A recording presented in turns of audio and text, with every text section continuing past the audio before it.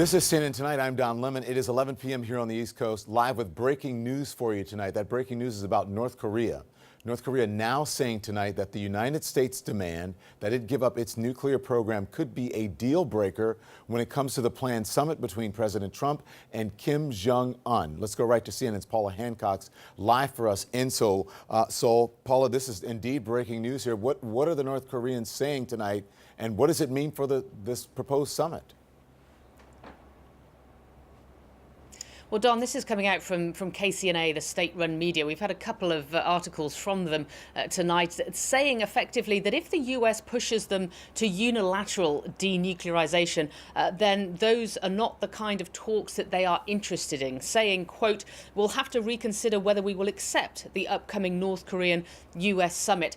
So they're effectively saying that if it is going to be a unilateral denuclearization that the US is looking for, then that is not what the North Koreans want. They also are slamming the comments we heard from the US Secretary of State, Mike Pompeo, and the National Security Advisor, John Bolton, on the Sunday show, saying that if they open up, then economically the US can help them. Mike Pompeo saying that it would be not taxpayers' money, but private entrepreneurship. And they're saying that they're not interested in that either, saying we've never built our economy expecting things from the US and will never do such a deal in the future. So we're really seeing a very different tack from the North Koreans today. We know they've also cancelled high-level talks they were supposed to be having with the South Korean delegation. They were supposed to be having that at the DMZ right now, pushing forward the peace talks, but clearly that's not happening. They believe that these Max Thunder military drills between the Air Force of the US and South Korea are hostile. They say it's against the Panmunjom Declaration. That's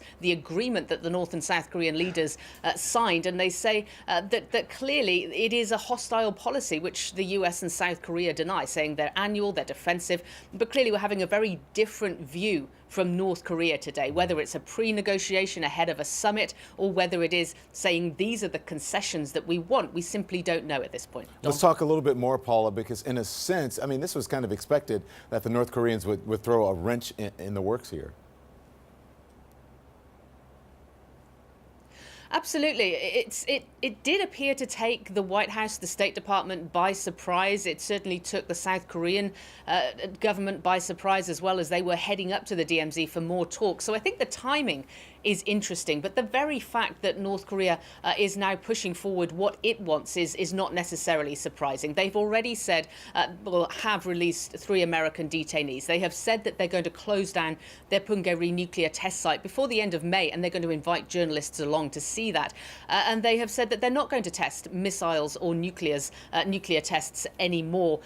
But clearly there are things that North Korea wants, and this appears to be the first show of what they are looking for, suggesting that they don't want these military drills to continue. They've consistently said they are not happy seeing these military drills, and also saying that they're not interested in this North-South North Korean-US summit if it is a unilateral denuclearization. Right. Now, it'll be interesting to see how the White House responds to that, because clearly that appears to be what the White House wants. Yeah.